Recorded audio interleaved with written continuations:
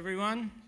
Welcome to the afternoon session for the asset stage. Definitely the best stage with the best speakers, I believe. To kick things off, after lunch, it's a tough gig. Yeah, be gentle on the next speaker, please. The 5 foundational datasets of asset management. We have Gagneet Serai, lead data analytics at BHP. I just checked in his background.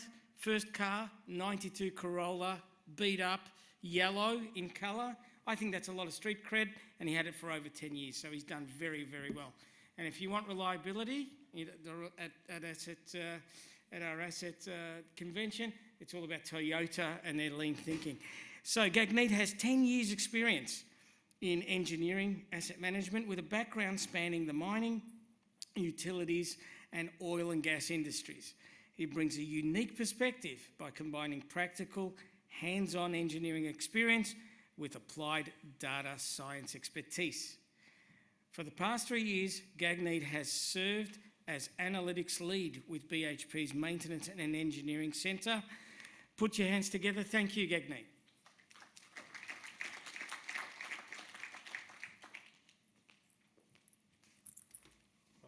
Thank you very much. Thanks for coming to the presentation. So obviously people really like data.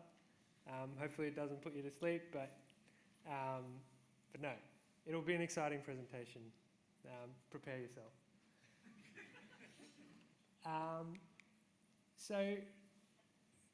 The presentation focuses on this idea of 5 foundational data sets. But really, before we get onto that, I wanted to talk about maintenance maturity. And I wanted to reframe the idea of maintenance maturity in a way that you might not have thought of. So you probably would have seen an infographic or something like this. Just an FYI, I made this in ChatGPT. Great tool. And it basically describes the different stages an organisation goes through as its maintenance maturity improves, right? Now, another way to think about this is also in terms of information maturity. At each stage of this, you're actually improving your information maturity. And in fact, it's not just maturity. The demand for information it grows exponentially at each stage. And so you can think about it that way. And if you think about it that way, you find that the information becomes the bottleneck. So until you resolve the information bottleneck, you can't move on to the next level of maintenance maturity. So that's just a way that I sort of think about this. So that's the bad news. That means if you want to improve the maintenance maturity of your organisation, that's ultimately why we're all here, get all that great productivity and predictability benefit. You got to improve your information systems exponentially. Bad news. Good news. Most asset management information is just these 5 data sets. It's not an exhaustive list, we'll get into it a bit later, but most of the information that you need comes from these data sets.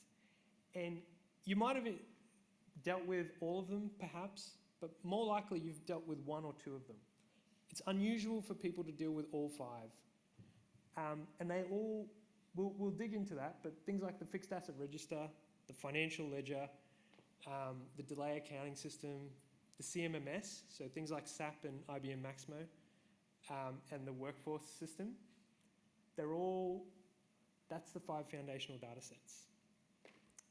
And in fact, you put the bad news, exponential need of information, with the good news, but only in these 5 areas, together, and you get a pretty good sense of, okay, maintenance maturity can be thought about in this way, that basically, when you put your systems in place, that's your descriptive maintenance. You're collecting information, you might be doing some ad hoc analysis.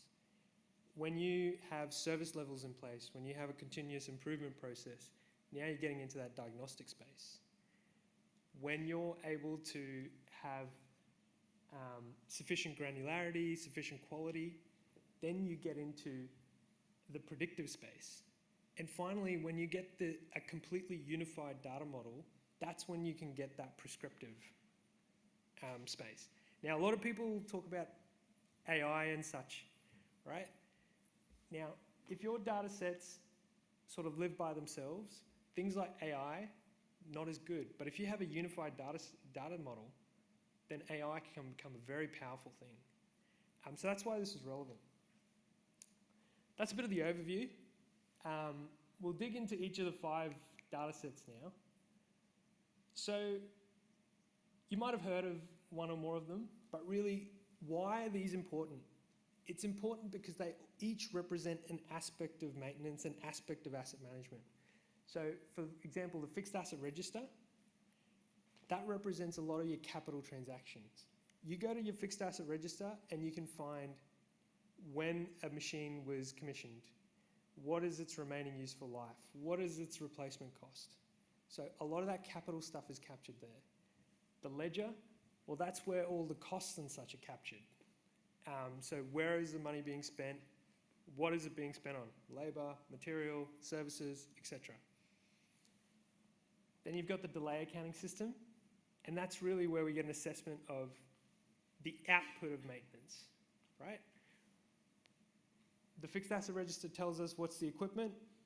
The financial ledger tells us how much cash we're shoveling into that equipment. The DAS system, the delay accounting system, tells us the equipment performance that we get out of it. The CMMS, that's how we manage the work that we need to do on that equipment. And finally, the HR system, well, that tells us about the individuals who are actually doing the maintenance, their capabilities, how long they've been doing it, and such. So each of these systems, really important to do asset management. And these are the reasons why we need them. Okay, well, that's great. You guys go back to your organizations, go find these systems, and everything's great. Well, unfortunately, the problem is that each of these systems, their main core business function is something else, right? You need a fixed asset register, you need a financial ledger to be able to produce financial statements. You need a HR system to be able to do payroll. You need a SAP or a Maximo to do planning, scheduling, etc.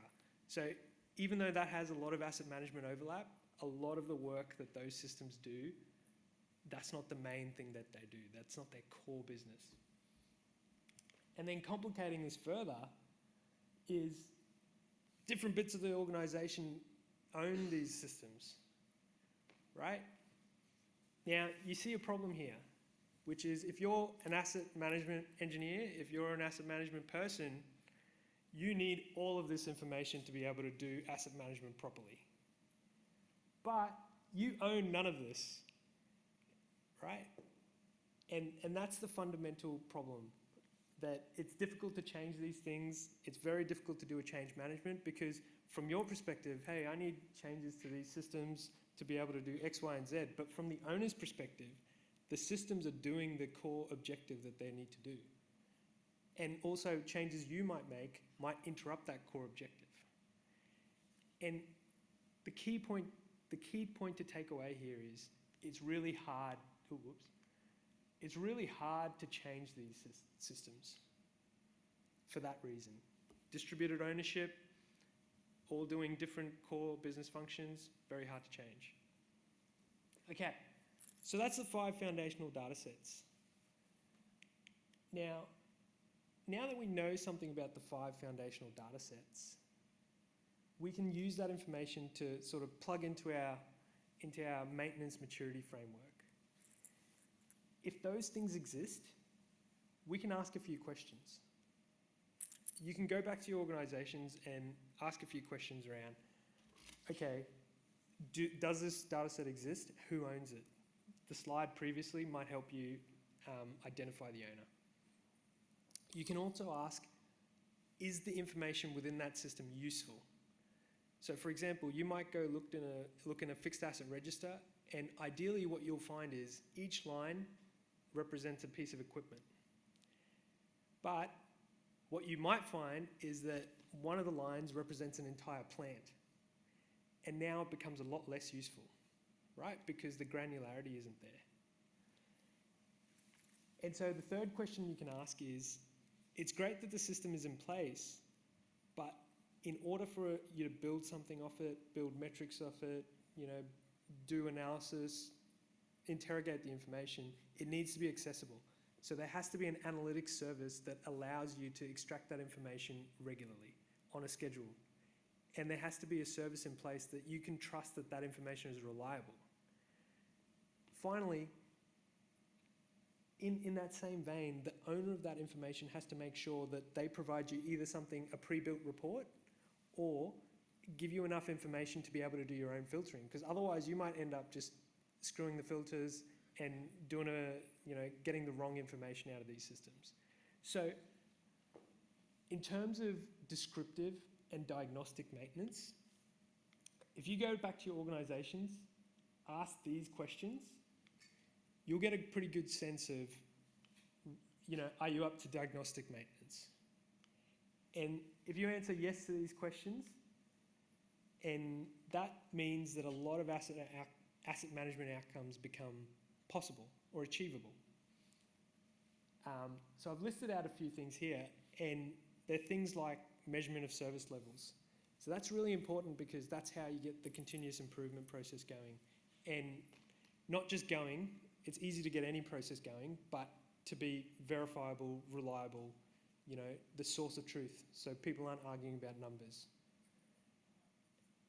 The other thing you can get going is things like renewal profiles.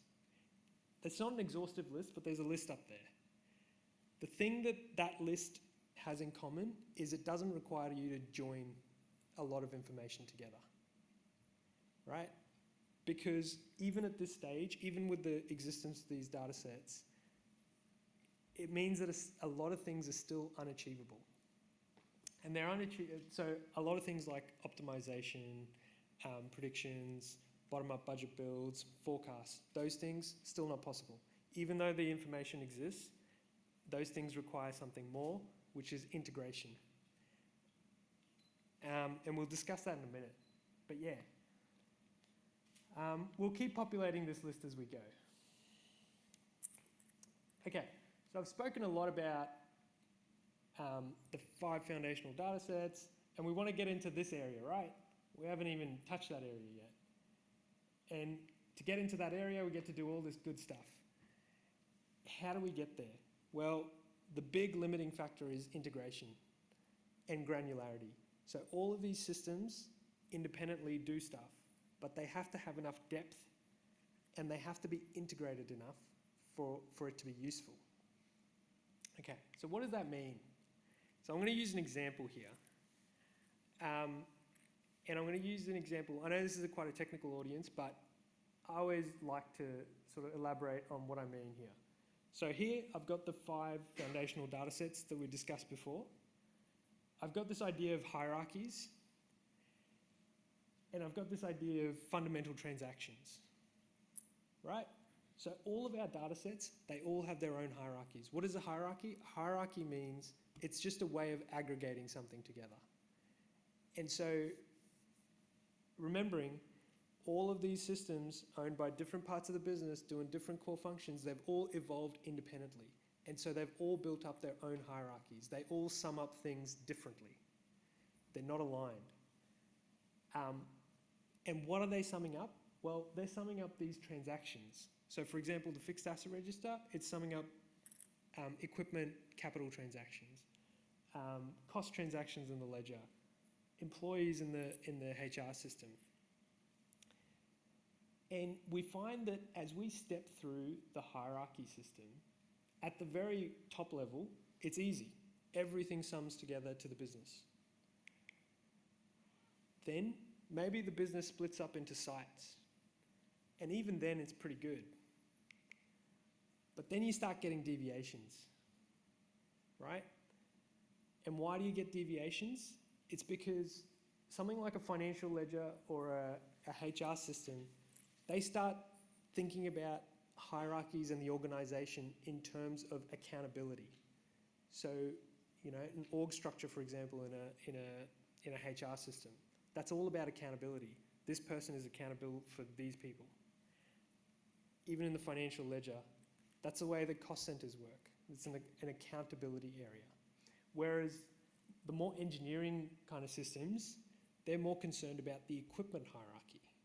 So they're trying to understand, okay, we've started from site, we've gone to this portion of the site, maybe a processing plant, maybe a dewatering area, maybe, some portion of the equipment.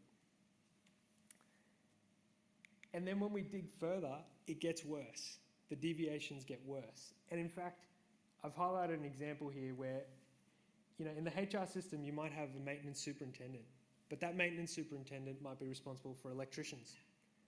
Now, that doesn't line up with the rest of it at all, right? And that means when you attempt to join this hierarchy level with this, you just get a meaningless result. You cannot get to that level of information. And eventually, when you get all the way down to the bottom, you get this problem where basically all of the hierarchies are incompatible.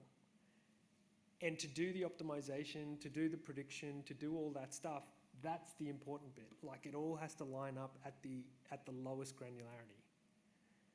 And so when I say integration, that's what I mean, is that when you get down to that really fine-grained hierarchy level, all of these things have to be aligned. And that's, generally not the case. But there is a way,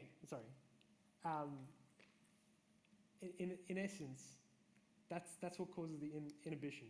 So, for example, it's not possible to do an optimization exercise because for an individual piece of equipment, you don't know the cost, you don't know what the work orders that you're working on, you don't know the downtime that you're trying to optimize, right? And so, therefore, can't do the analysis. But there is something that the business can do. But again, I come back to that idea of the ownership of these systems is distributed, and the business has to actively try and resolve this, right? A very common thing that a lot of businesses do is work order settlement. And work order settlement solves this problem by basically taking the cost transaction, settling it against a work order first, and then settling it against a cost center, right? And in that way, that fine grain, that hierarchy level 5, that becomes aligned. And you can do a similar thing with, say, measuring points. So if you're not familiar with measuring points, so for a delay accounting system, say in a plant, you'll have a point where uptime and production is measured. And those things don't align with the SAP hierarchy. So all the equipment and the functional locations or asset numbers within SAP or Maximo. And so, but it is possible to build a mapping that tries to align them, right? And if you do that work, again, very active work, the business has to be dedicated to it, takes months, years, then, hey, suddenly it's possible to do optimized strategies, optimized maintenance, because you've dealt with that key bottleneck. But here, we've only dealt with the bottleneck of these 3. What about the fixed asset register and labour? Well, again, that's its own project. That's its own settlement problem.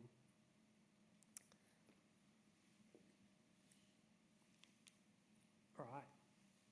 And in that way, we can see that getting into the predictive and the prescriptive maturity areas, that's what we're doing, is we're enabling these hierarchies to be aligned, which means we can do the joins together, which means that it's possible to do a prediction, it's possible to do prescriptive maintenance. And again, we had a list of questions before, and that list of questions now grows. Question number 4, which is, what's the foundational datasets? Is the hierarchies of the foundational datasets broadly aligned? That's an important question, because even in this example we have here, that's actually pretty good. It's possible to have a hierarchy here that just terminates at that hierarchy level 2. Now that's not useful, that's not useful. The next question is, can the foundational data sets be joined together? So that's what we were discussing. If they can't be joined together, then the business has to do things like work order settlement. And then finally, do we have a unified data model?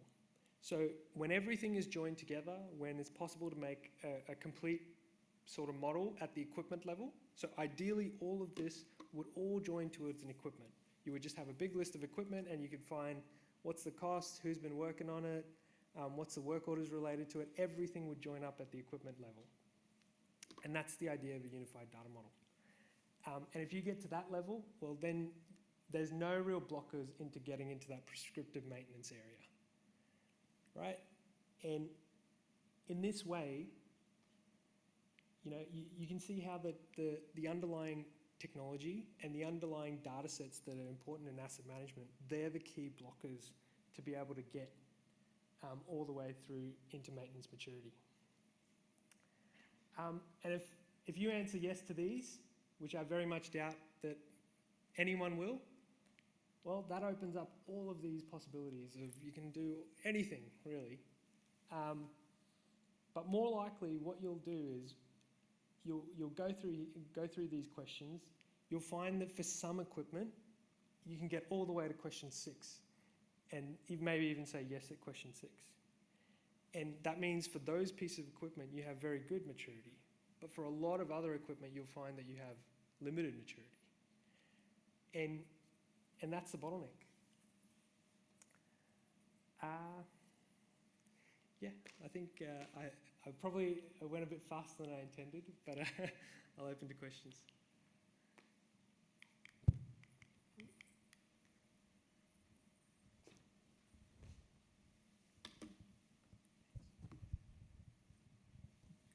Sorry, I'm running a bit late too, Gagneet. That's right. I'll pass the microphone around. Thank you for a great presentation. You've actually hit one of the hardest nuts to crack in the asset management data area, and you took us on an incredible journey. So love the presentation. I'll get the questions going. Yeah, great presentation, Gagneet. Yeah, you've really touched upon points that I guess we all deal with when in the data space regularly. Yep. You talk about aligning the different data sets through some mechanism towards the end to enable making some of those broader decisions. Now, obviously, it doesn't happen all the time. It's probably more the exception rather than the rule. What do you do in cases where you kind of need to look for a proxy or some other data set to still allow you to make decisions in the absence of those connections? Good question. Something I'm sure we all wrangle with. Normally the solution is you move up the hierarchy.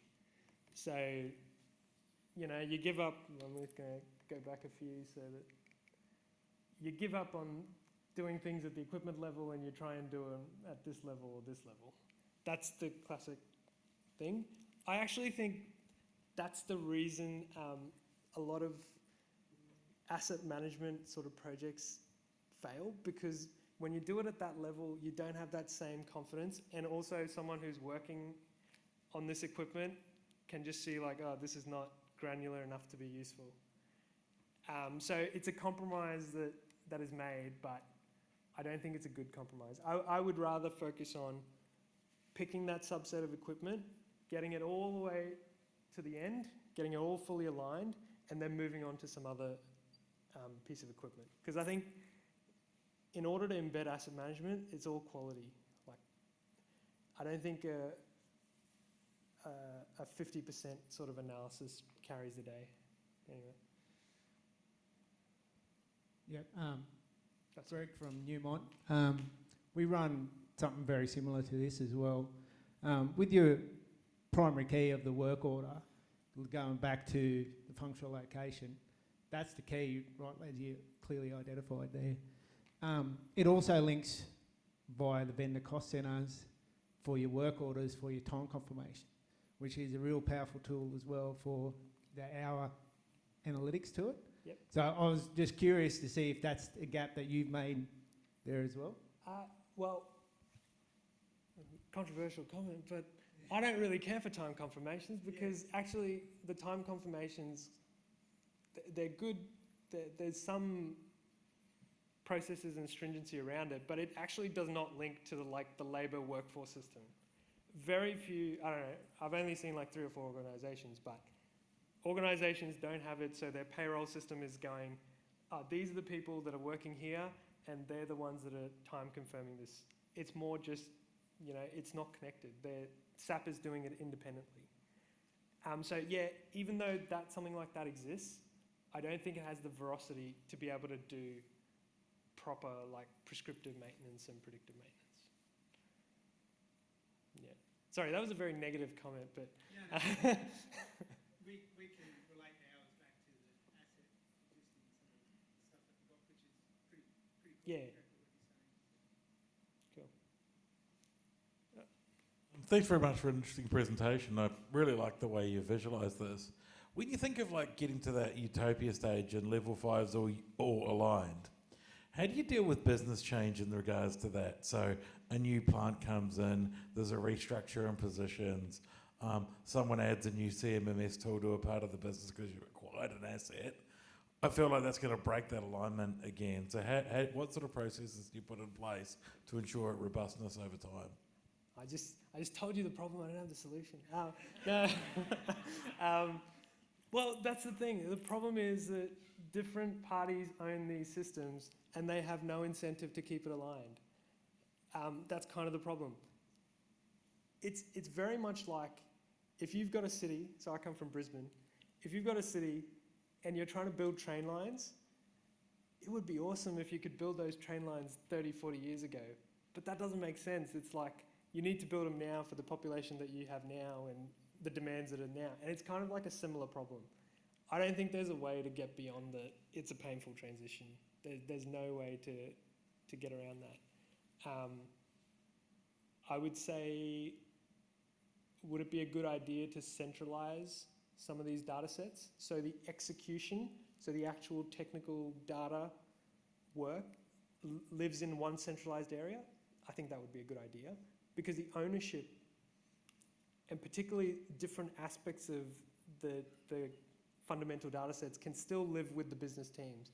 But I think if you want a unified model, the business has to make a very active decision that we're going to do this, and we're going to centralize it all under this one accountability area. And like, just to labour that point a little bit, a lot of the technology companies, that's kind of their key thing that they have. They started only like 10, 20 years ago, and they were able to make this thing so it's a unified data model. And now they have so much of this productivity built in. Whereas a lot of asset-intensive companies, they've been around for like 50, 60 years. I think BHP's been around for like 140 years. And this stuff is inherited. And, it's difficult to resolve that. Really good presentation. Do you have an example where all of those key 6 questions aligned and what you were able to do with it when they did? Wow. I was actually going to do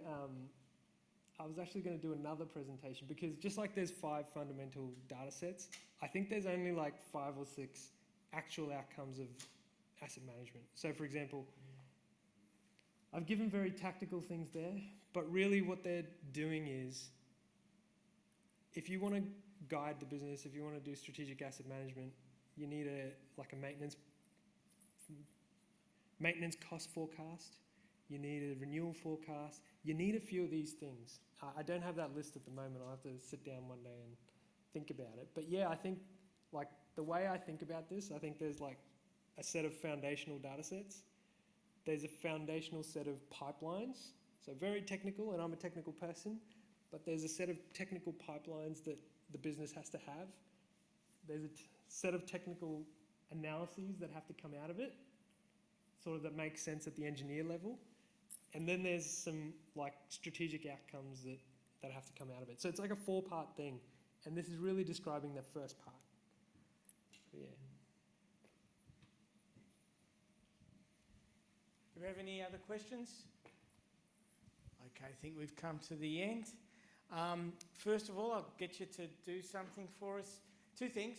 At the next break, downstairs, there's going to be the sign-in boards for the exchange sessions tomorrow.